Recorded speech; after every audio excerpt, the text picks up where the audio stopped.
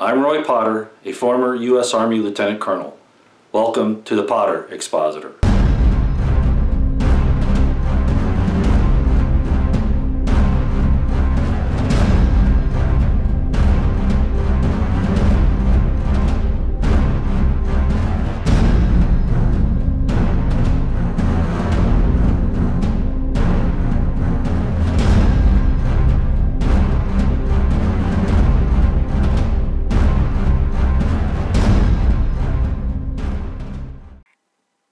To honor several requests, I will narrate the text in all text-only videos like this one if there is no specific reason to do otherwise. Thanks for the suggestion. The title of this video is Trump Cannot Invoke God and Then Compromise with Evil. Trump has done a superb job handling the natural disasters, Antifa, Nazis, and attempting to calm and unify America. Trump has had ministers praying with and for him, and has himself publicly invoked God to direct him and the healing of America. Based on Trump's campaign promises and his simultaneous invocations to God to assist in their accomplishment, the American people elected him as President of the United States. These actions, voluntarily taken upon himself, are a solemn covenant with God, the violation of which is a major sin and a violation of a contract with the people. Amongst the promises he made before God and the American people as witnesses, he said he would attack government corruption and drain the swamp, restore law and order, which must include government obedience to the Constitution and our laws, reduce the regulatory and administrative burdens of the federal government upon Americans, guarantee the Bill of Rights, especially the Second Amendment. Why did he allow the Virgin Islands to seize weapons during Irma? Investigate and prosecute Hillary Clinton and the accomplices and accessories to her crimes. Cease foreign interventionist policies and regime change.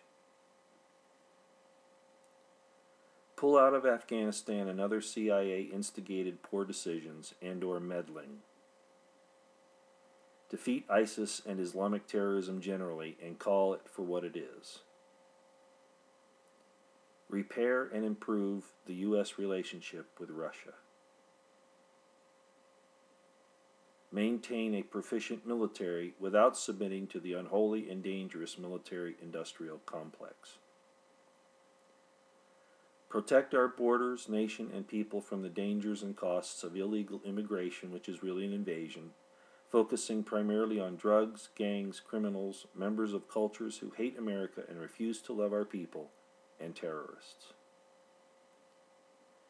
Repair and improve infrastructure, negotiate good trade deals, pull out of TPP, put America first. There are more, but generally to hold government accountable to the people and his own quote, "We worship God, not government." Trump has accomplished much in his short time in office. For these things he should be appreciated and applauded. But has he abided his most sacred promises that secure the people against a rapacious and unaccountable government that threatens liberty?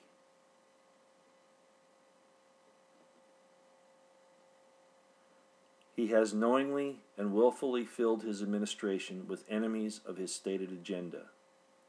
His rhetoric has not been manifested on the ground. He demands loyalty, but often fails to return it, even to the point of abandoning those who have sacrificed for the causes he proclaims. He has not shown the courage to emphasize that the CIA equals the mainstream media, and indeed has tried to suggest the mainstream media is separate from its obvious control and management by the CIA. He has not exerted proper command of the Department of Justice, allowing Attorney General Sessions to pursue Americans with Obama policies and loyalists.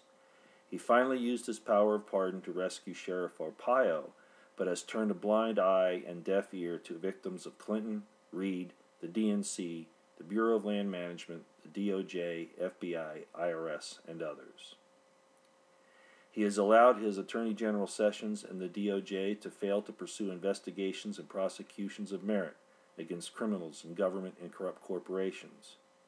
He has allowed his misplaced admiration of military general officers to cloud his judgment, restrict his vision, enable the military-industrial complex deep state shadow government, indeed to endanger his presidency, the U.S., and the world.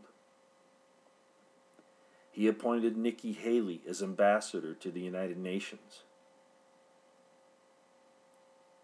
While it is obvious nefarious forces have blocked his efforts on many fronts, he has continued to hire deep state shadow government personnel that exacerbate these difficulties. He allows his supporters to be removed. He is strengthening the police state, not ensuring the constitutional intent of separation of law enforcement from military capability. While correctly stating he guarantees the rights of all Americans, he has mistakenly embraced and promoted LGBTQ and its many perversions, even waving the LGBTQ flag. This is little different from Obama lighting the White House in the LGBTQ colors. In light of these realizations, it is prudent to compare an event in biblical scripture. Let us examine King David in 2 Samuel chapter 24. I invite you to read 2 Samuel 24, verses 1 through 25. There are several explanations of this, even in Scripture, but basically David takes a census of the people and incurs God's anger. David realized his sin and asked God not to punish the people, but only him. God disagreed. As punishment, God offered David 3 options. David chose a plague. The plague killed 70,000 people, even though David said the people had not done the wrong, but that he had. God placed Trump in power as he had David. Trump invoked God, as did David, but then compromised with evil by negotiating and empowering the deep state shadow government, and by his inaction and even lack of courage. He has enabled the coup against him and the American people. The coup proceeds nearly unchecked. Trump even turned his back on his supporters, allowing them to be attacked by enemies. Also, he has too easily accepted the wickedness in the people. These actions by Trump are a similitude of the sins of David. Both Trump and David ignored God after asking him for his blessing and direction. The results? Plague to David's people. To Americans, disasters, wars, and a coup against Trump and our people. The major difference? David had already repented and asked God what to do to resolve his errors. Has Trump acknowledged his errors? It seems Trump is too set and assured of his path, even though he falters. He represents the American people who elected him, but fails to abide his covenant. The people suffer for his failure. It will likely get worse. With all that I see, Trump either did not follow through with his promise to God, diluted his resolve with compromise, or asked amiss from the start. Why has God allowed all this? Perhaps it was a lesson to the people that we suffer when our leaders go astray.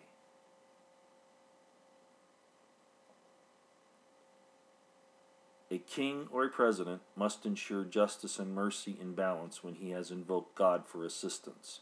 Has Trump done so? Look at the arguments herein presented, and these are not all inclusive or exhaustive. Let's look at a final point.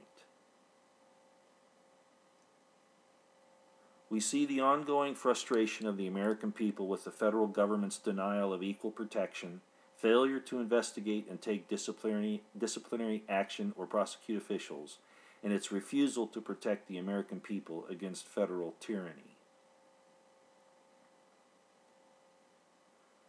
The American people are patient, but that patience is wearing very thin. One episode, as an example, was the stand against the federal government Bureau of Land Management at Bundy Ranch, the result of oppression, and these ongoing pernicious, corrupt, criminal denials of redress of grievance. Now the trials of Bundy defendants are rigged by a corrupt DOJ, FBI, Bureau of Land Management, and federal court. The criminal actions of government officials and the denial by the court of introduction of exculpatory evidence for the defendants is rapacious tyranny. The disasters and disturbances we are witnessing might, at least partially, be due to Trump not following his promises in his invocation to God and his contract with the American people. He must apply his power to protect the innocent against the tyranny of the federal government. Otherwise, he mocks God's justice and mercy. If he refuses or pretends to be isolated beyond his ability to act justly, God is not yet through with his actions to awaken us to our awful situation. The people are awakening to the injustices, the corruption, denial of equal protection, and the theft of their inheritances and liberties by government and through government. Trump must not fail to act to protect the people. A quote, "What ye do or allow to be done unto one of the least of these my brethren ye have done unto me, Jesus Christ." Quote, "The greatest of all shall be the servant of all," unquote, Jesus Christ.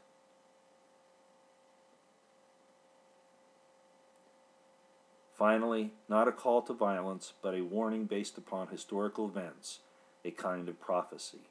Quote, "Those who make peaceful revolution impossible will make violent revolution inevitable." President John Fitzgerald Kennedy.